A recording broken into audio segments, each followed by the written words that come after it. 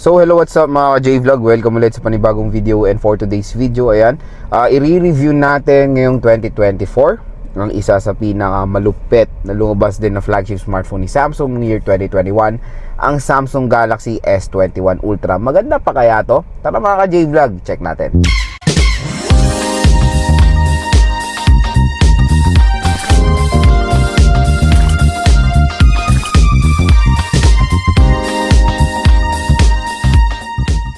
So yan, shout out sa mga nakanood ng pagbili ko netong Samsung Galaxy S21 Ultra sa Green Hills. Syempre bumili tayo niyan kay Ate Mayet, pero kung wala na pong stock si Ate Mayet, meron po ako marerecommend pang mga ibang shop tulad na lang ng Malin Gadgets, Stall XC7, and of course ZMB Cellphone and Accessories, Stall XC7. So si Ate Annette or si Ivana sa ZMB Cellphone and Accessories, napakadami niyang S21 Ultra.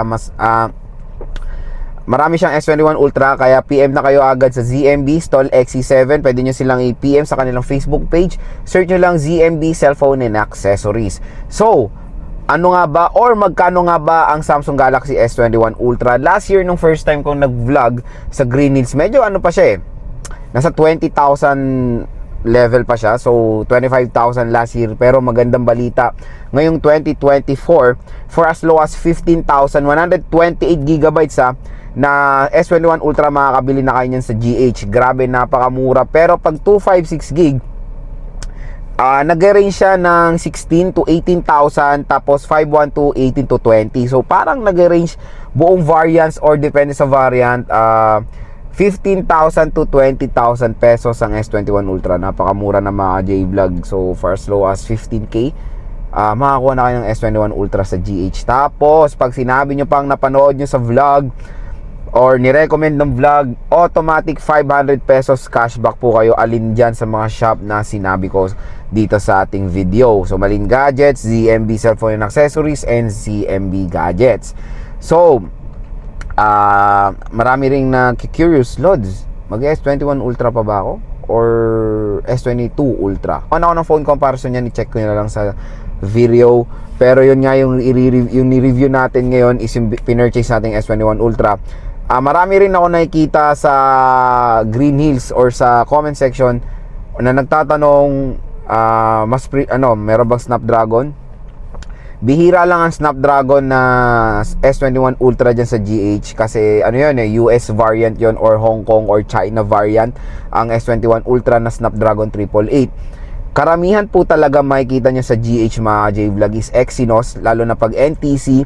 International release po ng S21 Ultra ay Exynos po, kaya medyo mahirapan talaga kayo maghanap ng Snapdragon chipset na S21 Ultra. Pero yon, na game test ko na ang S21 Ultra. I-check nyo na rin yan sa ibang video. Ngayon 2024, the Exynos na chipset neto, napakalakas pa rin mga J-Vlog. To be honest, walang halong biro yan. Kayang-kaya niya lahat ng tines kong games. Playable na playable siya mga J-Vlog, at super pa rin ang performance niya. Sa kanyang presyo na 15 to 20,000 pesos na segment, kayang-kaya niya pang tumalo mga J-Vlog na mid-range 5G smartphones today. So 5G rin ang S21 Ultra, naka-future proof yan, kaya yun na maganda naman doon. Pero sa mga mag-purchase ito, matik, kahit na Exynos, ay napaganda rin naman mga J-Vlog. Kasi marami talaga nag-prefer o mas prefer ang Snapdragon compare sa Exynos. Totoo naman, ako rin naman mas prefer ko ang SD compare sa Exynos or sa MediaTek. Pero syempre, when it comes sa level naman, yan ang ka-level ng Snapdragon ng S21 Ultra version. So okay naman din ang Exynos chipset mga J-Vlog. So yun naman, kung naghahanap kayo ng madalian na Snapdragon, go for the S22 Ultra, S23, S24 series. Dahil matik yun mga J-Vlog, international release po nun ay Snapdragon, hindi kayo mahirapan doon. Exynos lang nun is European version. So hindi kayo mahirapan maghanap ng Snapdragon when it comes sa S22 pataas. Pero S21 medyo mahirapan nga kayo dahil Exynos po ang karamihan. So i-check natin yung na-purchase natin na S21 Ultra kay Ate Mayet dun sa Green Hills. So hindi ko pa tinatanggal yung tape niya, naka-tape kasi siya. So iba talaga mga display niya Ate Mayet, nakalagay ng ganyan para for protection na rin ng smartphone. So okay naman, merong mga sign of usage, alam na natin yan, hindi na ako magiging choosy about dyan. Pero maganda pa rin naman. Ito yung usually nakikita kong sakit ng mga Samsung smartphone, even A series, lahat. Yung likod nito, lalo na pag sobrang ng tagal ng smartphone, na-expired yung glue niya. So minsan umaangat yung cover lang naman, yung cover lang. So ang ginagawa ang ginagawa ko kasi naka-purchase ako din sa Green Hills ng ganun, yung natanggal na yung cover, is pinapalagyan ko lang ng glue ulit sa technician. Pero syempre, wag nyo na ilulublob yun kasi matik na wala na yung IP rating yan kasi na siya, na open na yung back cover niya for safety reason na rin, or for the safety of your smartphone. Wag nyo na i-try ilublob kasi sinabi yung water resistant. Yes, water resistant is applicable yan, or very confident kayo niyan pag brand new nyo nabili. Pag pre-lab, wag na ma-JVlog 50-50 na ang mga IP rating yan. So ito siya. Meron tayong mga konting mga ano pa dyan, mga tape, pero okay naman yung mga nabili natin kay Ate Met. Meron mga scratches, okay na yan sa akin, hindi naman ako ganun maarte. Ayan o. So sa kanyang presyo, ano pa ba ako doon, magiging choosy pa ako, napakamura na lang sa Green Hills na ito. So ito yung kanyang camera, syempre meron itong 100 times zoom, 108 megapixel camera. And yun, sa right side is yung power button nya, and yung volume rocker. Sa taas is the microphone. Left side, wala tayong makikita. Sa baba, nandito lahat. SIM tray, microphone, Type-C, at yung speaker grills. So, syempre, ang isang maganda rin sa S21 Ultra is, of course, yung kanyang gorgeous display. So, Dynamic AMOLED 2X display, 6.8 inches, curve siya. So, napakaiba na, or sobrang iba na ng itsura ng S22 Ultra when it comes sa front panel niya. Mas ano na siya, mas wider, mas iba na yung pagka-edge, kaya mas marami nagpe-prefer na ng S22 Ultra. Pero S21 Ultra still okay pa rin yan mga J-Vlog. Napakaganda ng display na itong smartphone na to. So si Samsung Galaxy S21 Ultra ay merong quad rear camera. Yung main camera niya is merong 108 megapixels at yung front camera niya ay merong 40 megapixels. Yung rear ay support ng 8K video recording, tapos yung front camera ay support ng 4K video recording.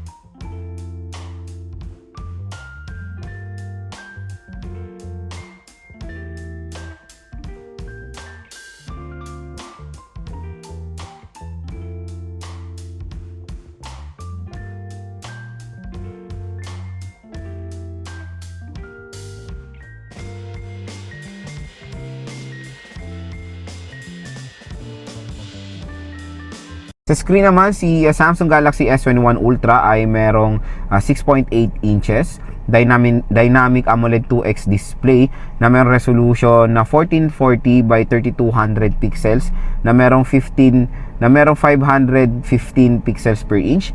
Support niyang Corning Gorilla Glass Victus protection at meron siyang 120 screen refresh rate at HDR10+. Sa OS naman, out of the box, Android 11 po siya. Pero magandang balita, pwede siyang i-update sa Android 14. So ito yung latest software ngayon ni Android ngayong 2024. Sa chipset meron siyang Exynos 2100. So ito yung international release. Pero yung US or China release ay Snapdragon 888 5G. Meron siya octa-core CPU na merong clock speed na up to 2.9 GHz for the Exynos and 2.84 GHz for the Snapdragon. Mali G78 for the Exynos, Adreno 660 for the Snapdragon. At meron siyang dual stereo speakers, dalawang kanyang biometrics which is face unlock at fingerprint scanner. At yung fingerprint scanner niya ay in-display na. Pagdating naman po sa battery, meron tayong 5,000 mAh na removable battery. So next, explore natin yung camera app ng ating Samsung Galaxy S21 Ultra. So yun nga, meron tayong 108 megapixel mode for more high definition photos. So dito tayo sa photo mode. Syempre meron siyang ultra wide na 0.6, 3 times zoom, 10 times zoom. Syempre meron tong 100 times digital zoom na to. So ito yung pinagmamalaki ni Samsung, yung kaya mo i-zoom yung moon. Meron tayong sample yan dito sa Tagaytay. Pakita ko sa inyo. Ayan, pa-zoom ng 3 times, 10 times, tapos ito yung 100. Ito yung ano. So ito na yung 100 times mga J-Vlog. Ayan yung taal. ito na yung loob. So 100 times zoom yan, di ba? Napakalupit. Sobrang zoom siya kumbaga. Tapos meron tayong portrait mode for background blur. Ayan. Sa video naman, ang maganda balita, support na itong smartphone na to 2021 na smartphone. Sa more naman is meron tayong mga iba't ibang mga pwede natin magawa dito sa smartphone. So Expert RAW, Pro Video, Night, Food, Panorama, Super Slow-Mo, Slow Motion, Hyperlapse, Portrait Video, Director's View at Single Take. So pwede pa kayo mag-add dyan. Sa front camera naman, ayan. Front camera is very basic. Ito yung sinasabi nila na meron daw tong ultra-wide. Wala pong ultra-wide camera ang front camera ng S21 Ultra kasi nakita nila nagiging wider. Software lang po yan mga J-Vlog, pero still lang ginagamit yun sa main camera. Yung sasabi kasi iba, syempre yung 0.5 is meron pong separate camera yun para mas wider yung shot. Pero dito ginagamit lang natin is software. Ayan, nagiging wide lang naman ng napaka-konti compare sa meron talaga kayong lente na super wide po ang ma-apply niyan. So yan, meron tayong wide shot for the front camera. Video, guess what? Ang maganda dito, front camera support ng 4K video, likod is 8K video. So ilan naman mga J-Vlog ang camera app ng Samsung Galaxy S21 Ultra. So next naman is speaker test tayo. Hello, what's up mga J-Vlog? Welcome ulit sa panibagong video. And for today's video, dito ngayon tayo sa CMB Gadgets Sol X807. And for today's video, ayan mga, pwede tayo mga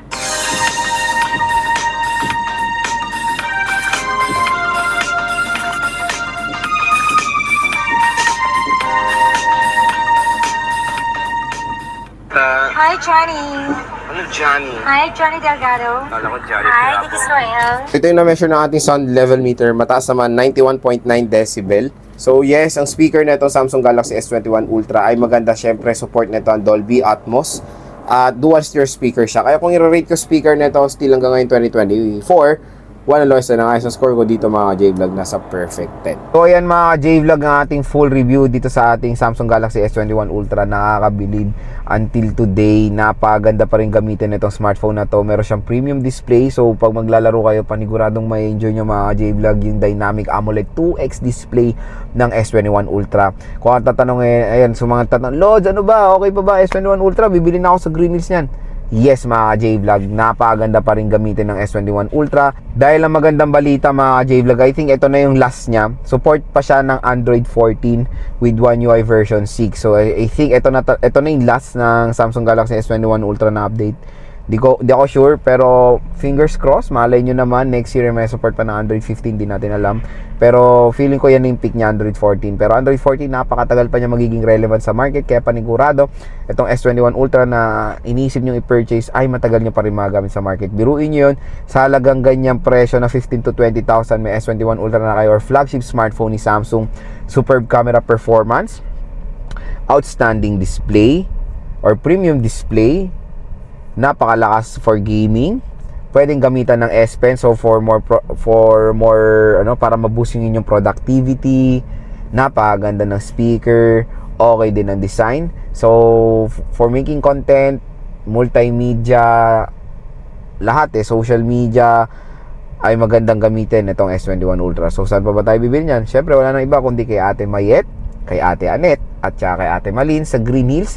So si Ate Mayet ay sa CMB Gadgets Stall XA7, si Ate Anet ZMB Cellphone and Accessories Stall XE7, at si Ate Malin Gadget Shop Stall XE7. So yon, mag-purchase na kayo dyan. Alam mo sa mga shop na yan, paniguradong legit po yung mga yan doon sa Green Hills.